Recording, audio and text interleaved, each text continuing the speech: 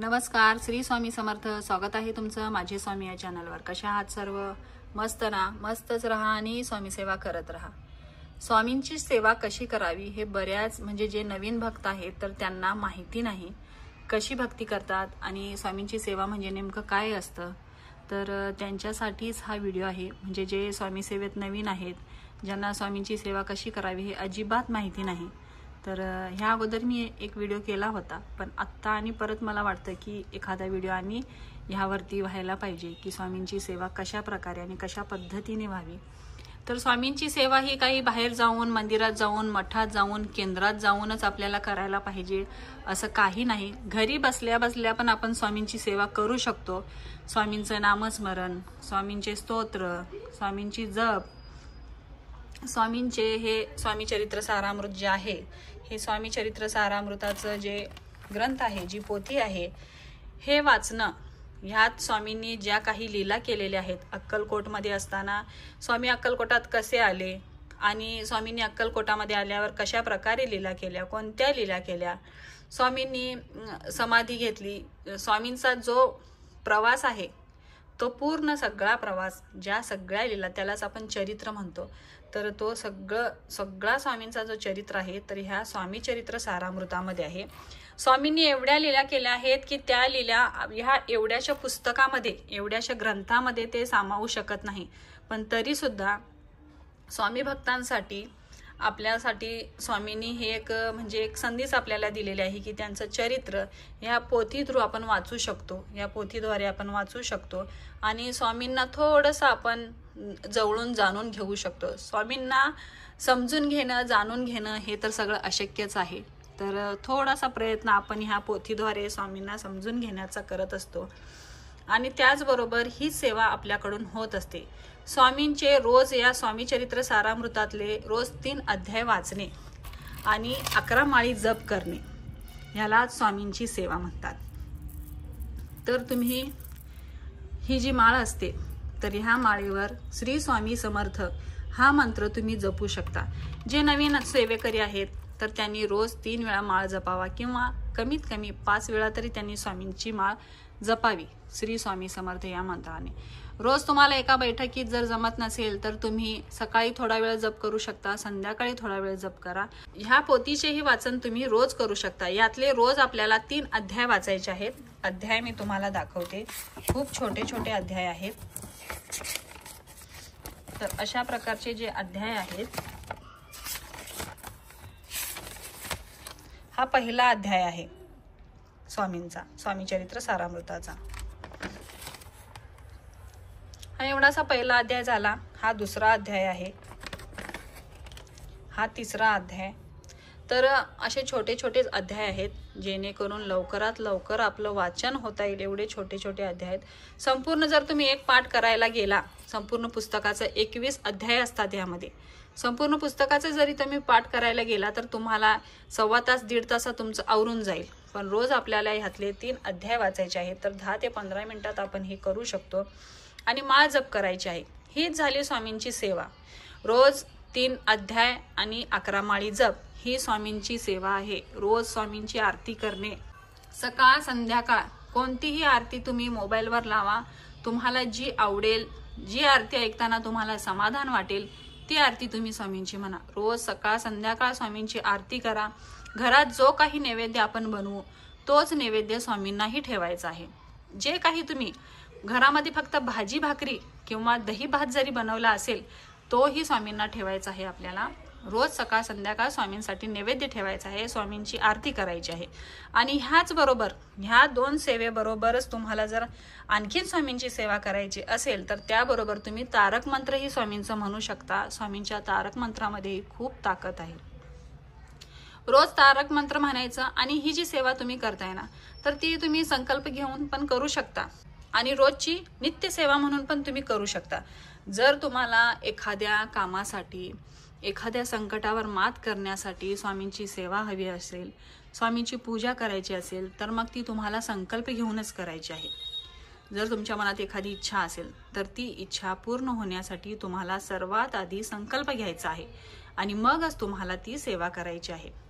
तर अशा प्रकारे आपण स्वामींची सेवा करू शकतो. स्वामींची भक्ती, स्वामींचे मंत्र, स्वामींचे जाप, स्तोत्र, बरेचसे असे काही वाचन आहेत ज्याला आपण स्वामींची सेवा म्हणतो. आणि दुसरी एक सेवा आहे जी मी तुम्हाला सांगणार आहे. तर ती सेवा स्वामींना अत्यंत प्रिय आहे. तर ती सेवा कोणती? न स्वामींच्या समोर बसता कुठलाही माळ घ्यायची नाही, कुठलाही ग्रंथ घ्यायचा नाही, फक्त आणि फक्त सेवा करायची. जे दुःखित पीडित व्यक्ती आहेत त्यांना अत्यंत गरज आहे, तर एखाद्या गरजू व्यक्तींची तुम्ही सेवा करा, त्यांची मदत करा. एखाद्या दुःखित व्यक्तीची तुम्ही सेवा करा, तर ती सेवा स्वामींना अत्यंत प्रिय आहे. एखाद्या दुःखिताचं, पीडिताचं दुःख बघून तुम्हालाही दुःख ज्यावेळी होतं आणि त्या दुःखातून त्याला सावरण्यासाठी तुम्ही पुढे जाता, त्याला मदतीसाठी त्याच्या जेव्हा तुम्ही पुढे जाता, तर ही सगळ्यात मोठी सेवा आहे स्वामींच्यासाठी. खूप आणि खूप चांगली सेवा आहे. जर तुम्हाला पुस्तक वाचण्यासाठी, माळ जपण्यासाठी वेळ नसेल ना, तर अशी व्यक्ती, जेव्हा मी असं म्हणत नाही की अशा व्यक्तींना तुम्ही हुडकत बसा, त्या व्यक्तींना हुडकून काढा, पण ज्या क्षणी, ज्यावेळी तुमच्या समोर ती व्यक्ती दिसेल, तुमच्या समोर अशी परिस्थिती तुम्हाला दिसेल, तर त्यावेळी त्यांची मदत करा. त्यांना, त्यांच्या संकटांना धावून जावा, त्यांच्या दुःखात तुम्ही पण सामील व्हा. तुम्हाला त्यांच्यासाठी आर्थिक काही मदत करायची असेल तर ती मदत तुम्ही करा. तुम्हाला अन्नधान्यासाठी जर त्यांची मदत करायची असेल तर त्याची तुम्ही मदत करा. भुकेल्याला तुम्ही अन्न खाऊ घाला. एखाद्याला आर्थिक मदत हवी असेल तर त्याला तुम्ही थोडेफार पैसे द्या. तर अशा प्रकारे तुम्ही त्यांची मदत करा. ती ही मदत स्वामींच्या चरणी पोहोचते आणि ती तशी सेवा तर स्वामींच्या चरणी लगेच रुजू होते. तर त्यामुळे अशी ही सेवा तुम्ही करू शकता. ज्यांना स्वामींच्या सारामृतासाठी वेळ नाही, स्वामींच्या जपमाळेसाठी वेळ नाही, तर त्यांनी ही अशी सेवा करू शकता. पण ही सेवा करत असताना स्वामींचे नामस्मरण करायचे तुम्ही विसरू नका. स्वामींचे नामस्मरण सदा आपल्या मुखात असायला पाहिजे. एक सवय, आपण जसं जसं म्हणत जाऊ ना तसं आपल्याला ती सवय होऊन जाते स्वामींची. आपण रोज स्वामींचं जर नामस्मरण करत राहिलो, आपलं मन असं आहे ना की ते भरकटतं. आपण आता स्वामींच्या समोर बसले, स्वामींची सेवा करतोय, तर ते क्षणात कुठे दुसरीकडे जाईल आणि परत त्याला स्वामींच्या चरणी आपण लावायचं, तर तो परत पळेल. परत त्याला धरून आणि स्वामींच्या चरणी लावायचं. जर तुम्ही असं करत गेला ना, तर तुम्हाला सवय होऊन जाईल नामस्मरणाची. तर ते आपोआप तुमच्या मनात, तुमच्या मुखात स्वामींचं नाम येत राहील. तर त्यामुळे नामस्मरण हे खूप म्हणजे खूप महत्वाचं आहे.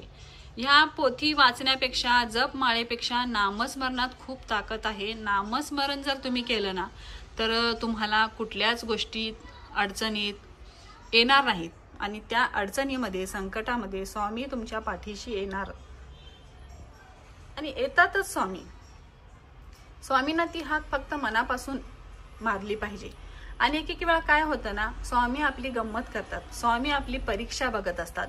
एखाद्या वेळेस आपण मनापासून हाक मारत असतो आणि मनापासून स्वामींची श्रद्धा, पूजा, सेवा सगळं काही करत असतो, स्वामींना मनापासून हाक मारत असतो, तरी सुद्धा स्वामी आपल्याला प्रचिती देत नाहीत हवी तशी. का? कारण स्वामी आपली परीक्षा बघत असतात. आपण त्यांच्या सेवेमध्ये किती सक्षम आहोत, त्यांच्यावर, त्यांच्या श्रद्धेत, त्यांच्या चरणावर आपल्याला किती विश्वास आहे, एवढं स्वामी आपल्याला त्रास देत आहेत, एवढं दूर करतायत, तरी पण आपण त्यांना दूर करतोय का, हे स्वामी बघत असतात. तर त्यामुळे ती स्वामींची परीक्षा असते. त्या परीक्षेत तुम्ही उत्तीर्ण व्हायचं, म्हणजे स्वामी मग आपली साथ कधीच सोडत नाहीत. तर स्वामींची सेवा करा. स्वामी चरित्र सारामृताचे 3 अध्याय आणि 11 माळी जप. 11 नाही जमत तर 5 करा, 3 करा, पण जे काही करणार ते मनापासून करा आणि श्रद्धेने करा. तर ही झाली स्वामींची सेवा. स्वामींची 2 वेळेला आरती, स्वामींचा नैवेद्य आणि दिवसभर स्वामींचं नामस्मरण, ह्यालाच स्वामींची सेवा म्हणतात. स्वामींची सेवा कशी करावी, तर अशा पद्धतीने स्वामींची सेवा करावी. गुरुवारी तुम्ही स्वामींना अभिषेक घालू शकता.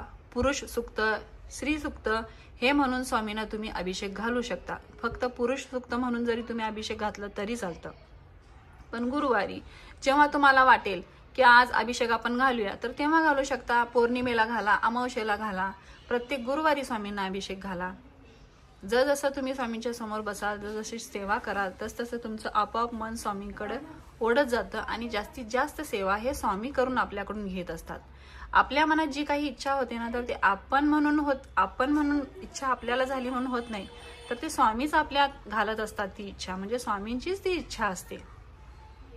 तर त्यामुळे साधी सोपी स्वामींची सेवा आहे. खूप मोठं काही करायलाच लागतं, खूप तासनतास बसायला लागतं असं काही नाही.